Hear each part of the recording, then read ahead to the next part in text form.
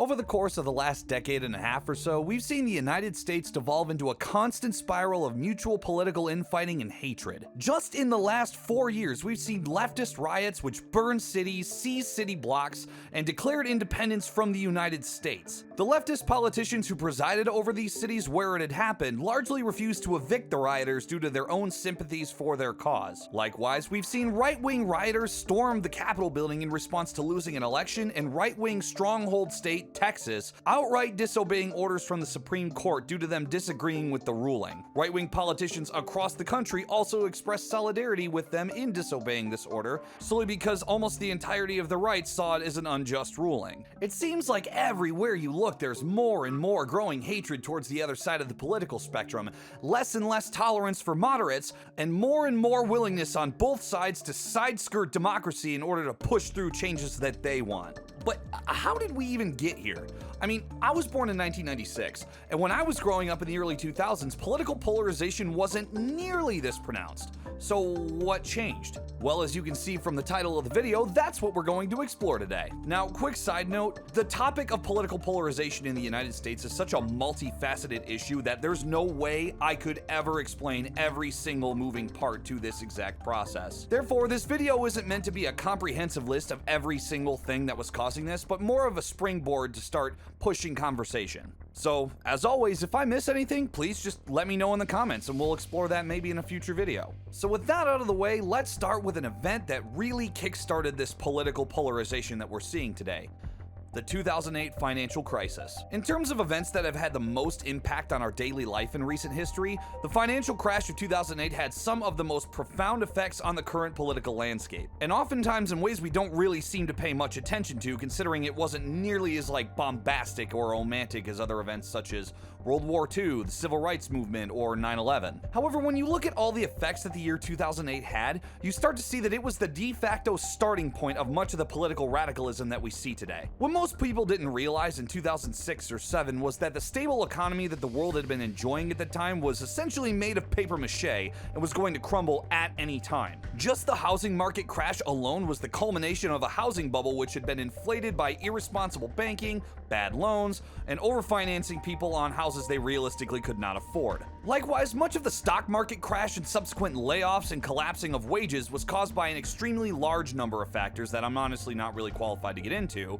However, with that said, the most glaring issue that really contributed to this, I think that we can all agree and can't be ignored, would be the rise of globalization. Now, the US had been moving toward globalization decades before the 2008 financial crash back in the 1970s. This was around the time where America began normalizing relations with China in order to counter the Soviet Union during the waning days of the Cold War. However, what started as a mostly diplomatic normalization quickly became a business explosion, with many American businesses finding that it was easier and cheaper to simply build new factories in China rather than continue to pay the high American wages, thus trading long-term stability of the economy for medium to short-term profits by increasing dividends through decreased payroll percentages and decreased safety standards. Now, this had a lot of good short-term effects like cheaper goods and more accessibility to things that wouldn't have normally been accessible. But what this essentially did was gut the American economy from the inside out, since now American workers were no longer just competing in a worker pool the size of their city, state, or even their country, but instead were now competing in a worker pool the size of the entire world. And since labor is merely a commodity like any other product or service that you would pay for, the consumer, in this case being businesses, opted to go with the cheapest option available, like you would when you were choosing the cheapest box of cereal at the grocery store while you're on a budget. This global increase in the labor pool was already compounded by a previous increase in the labor pool that happened a few years prior, which was the entry of women into the workforce. Now, before you burn me at the stake for criticizing this, just know that I do think that women entering the workforce did bring a lot of good to the economy. And even from a moral standard, clearly women weren't happy with solely focusing on their traditional roles as wives and homemakers, otherwise they wouldn't have flocked to the job market nearly as fast as they did.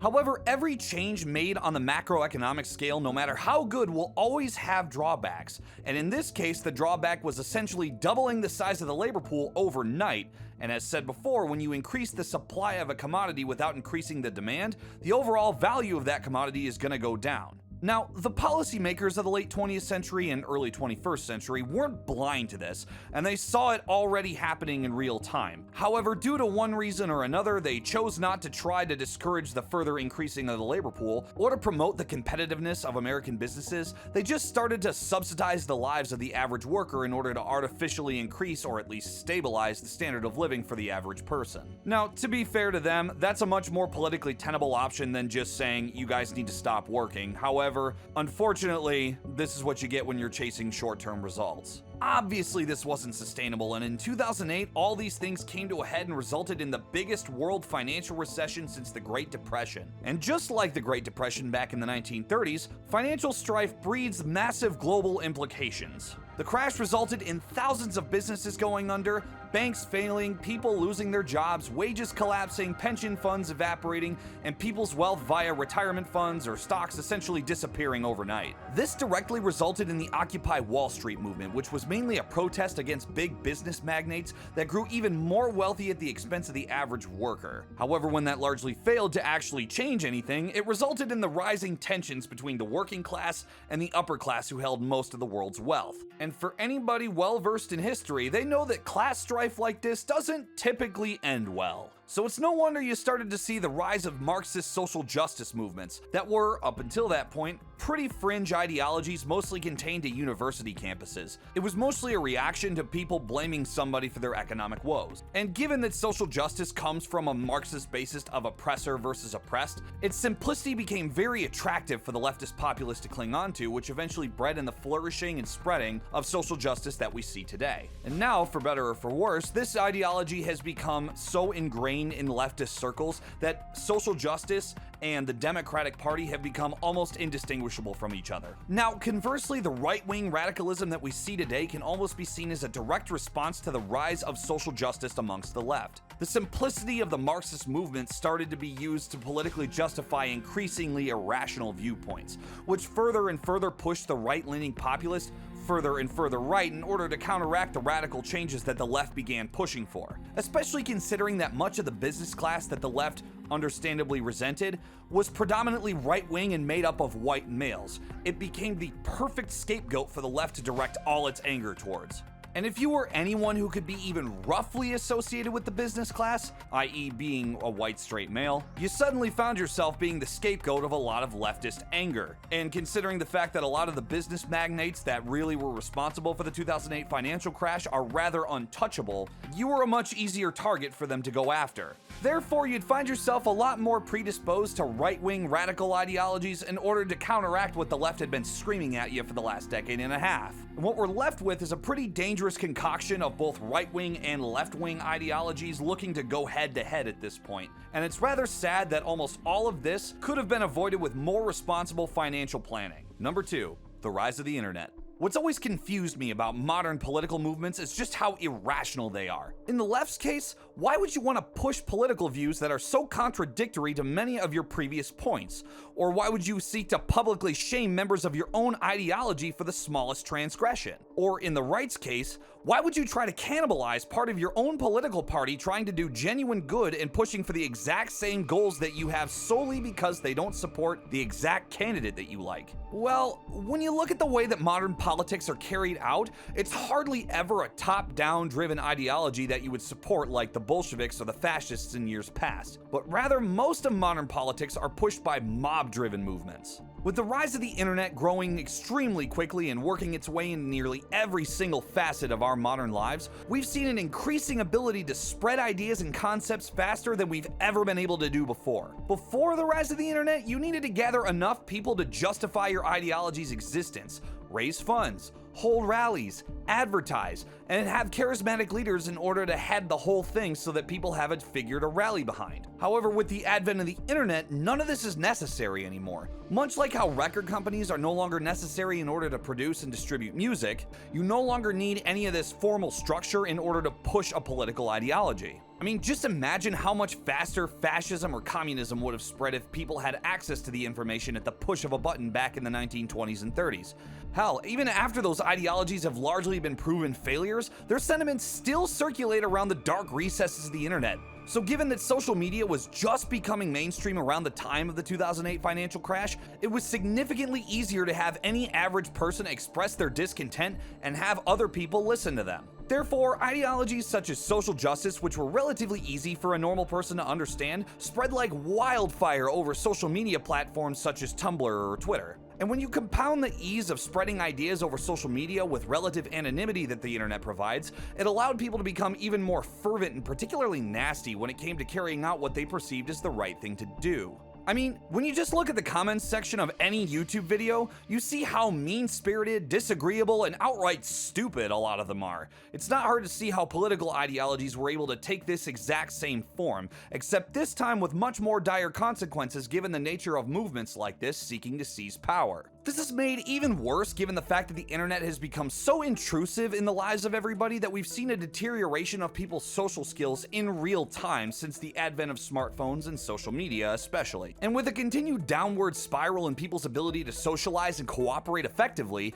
you begin to see people become less agreeable over time and be outright willing to end relationships over a minor political disagreement. Which then further compounds the problem of political radicalism, because when people like this only associate with other people that agree with them, that causes an echo chamber where no useful counterpoints are ever brought up. And now, given the fact that their whole social circle is just made up of people who only agree with them, the thought that other political viewpoints might have merit becomes almost unfathomable to them. This is honestly just scratching the surface of all the problems that the internet has caused in the political sphere, and going in depth with it probably warrants its own separate video, but suffice it to say, given the ease of access to information, deterioration of social ability, and increased anonymity, the internet has become really one of the major driving factors as to why people are so polarized today. Number 3. The difference between rural and urban culture. I've already briefly touched on this point earlier in the video, so I won't spend too much time going over this here. However, since the cycle of political echo chambers has already started, the divide in culture between people living in urban areas and rural ones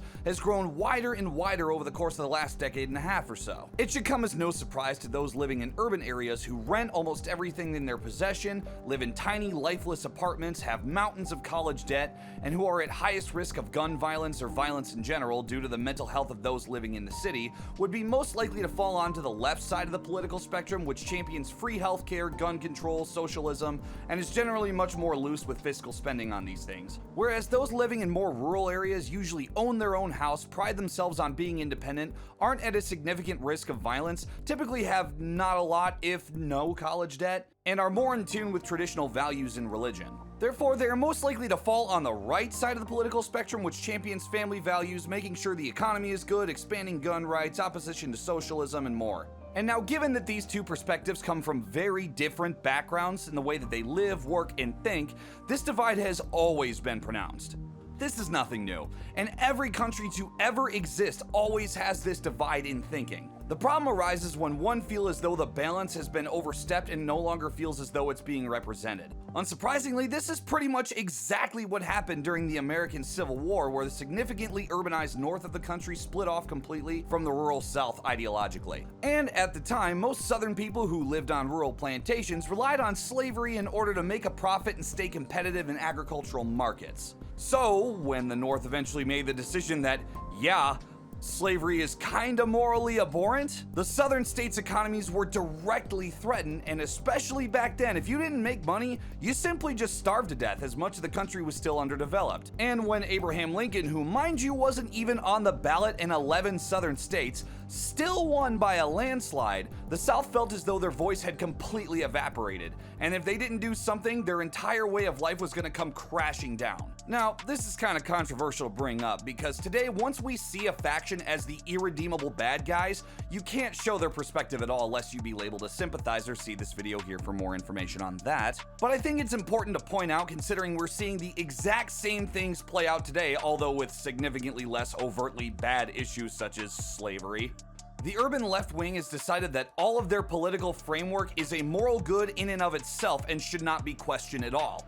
whereas the right sees most of what the left does as morally abhorrent and seeking to steal wealth from them in order to enrich themselves. And for all of the above listed reasons, communication between these two factions has become at best unproductive and at worst non-existent. Now, this is extremely dangerous because a country needs to have both urban and rural populations in order to survive. Rural populations usually make up the bones of the country, like the military, construction workers, public service, and the like, while urban populations grow the country's prestige on the world stage and can be used as the brains of the nation, essentially. They're usually the ones to start developing the most economic wealth and really set the standard for the way the country actually lives. But the point of all this being that we're in another point in history where the divide between these two parts has grown far enough apart that it's causing no productive engagement, which makes people further disillusioned with democracy in order to push their ideologies without having to listen to the other side, which then also further compounds political radicalism. Number 4. Democracy's limits. Alright, this one's probably going to be the most controversial point in the video, but before I get into this, I'd just like to say that I am absolutely an advocate for democracy. And I do think it has done way more good than bad over the years, but with that said, there is nothing in this life that's perfect. Everything has its drawbacks, and democracy absolutely has its drawbacks. If you've ever heard a conversation talking about high-speed rail before, chances are that you've heard them talk about how amazing that it is that China was able to build such an extensive high-speed rail system without having to go through any red tape. All they simply did was put their heads down and build it. Now, mind you, what people don't really get into is that red tape that was able to be bypassed were things like, is it really okay to evict thousands of people in the path of this project and potentially leave them homeless? Or is this project actually economically viable? Or if we build this line, will people actually use them? But you know, sometimes you need to crack a few eggs in the name of progress, right? But in all seriousness, no, this is where democracy's limits lie. America has tried to build high-speed rail networks in California before, and it's just never went anywhere. And that's because by its very nature, democracy is a slow, methodical process in order to make changes over time rather than wide-sweeping changes that happen overnight. This is done in order to protect the interests of the people and properly vet decisions in order to make sure that they're actually viable. But since it's such a slow process, that means that even in times of need, things tend to get done extremely slowly, or in some cases not at all. That's why a lot of democracies have a built-in executive power in order to balance this out. Even though this is an inherently authoritarian measure, it sometimes is necessary. Now, when you look at it from this lens, if you want democracy to work, then your populace needs to be okay with, at best, waiting for changes if they're needed, or at worst, being okay if those changes don't come at all. So when we look at collapsed democracies such as the Weimar Republic of pre-World War II Germany, or the US-backed Iraqi government, or more recently El Salvador, you start to see a pattern that the people under these governments are definitely not willing to wait for changes. The through line being that most of these countries' populations were made up of mostly poor and desperate people, often threatened by extreme violence, that are more than willing to give up their freedom in order to make sure that they have food on the table or they don't get drug out in the streets and killed. Which, you know, I think are pretty reasonable demands.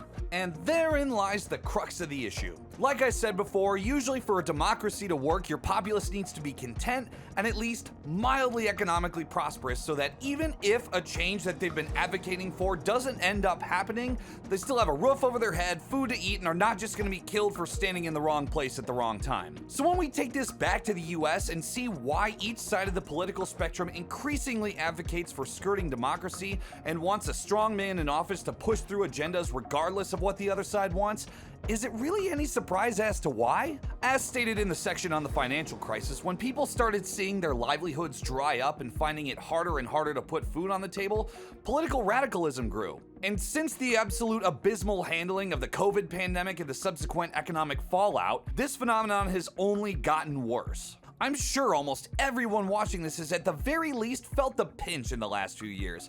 I mean, I've even had problems buying groceries with the price of food going up, and I can already tell you that my wages haven't gone up at all since the pandemic. Now, I think it's pertinent to point out that this is obviously not on the same scale as the extreme poverty of places like Libya or Central America. However, the fact still remains that people who not very long ago were pretty economically prosperous are finding it harder and harder to even make ends meet. And it's for this reason that more and more people are turning to politicians who are perceived as being able to get things done fast. As the population becomes more and more desperate, their fervent devotion to their cause grows more and more. And unless this trend starts reversing, we may end up seeing the degradation of the US's democracy. So, where does all this leave us? Well, to be honest, I'm not totally sure. As always, there's infinite possibilities when it comes to the outcome of our current political climate, and all of them depend on infinite numbers of other factors that may push us in one direction or another. Sure, it is possible that we have a civil war and fight our own people over political control of the nation, and sure, it's also possible that the US's democracy collapses under the weight of a political strongman who promises us more than he realistically can achieve. But it's also possible that radicalism slowly fades out as the economy recovers, or some major war abroad is able to unify the US again. With the ever-growing complexity of not just domestic US politics, but also world geopolitics, there's just simply too many things to take into account to be able to really put my stamp of approval on any one prediction. So that's where I leave it to you guys. Leave your thoughts or predictions in the comments section below, and maybe in the future we can make a video exploring some of them. But until then, I will see you guys next time.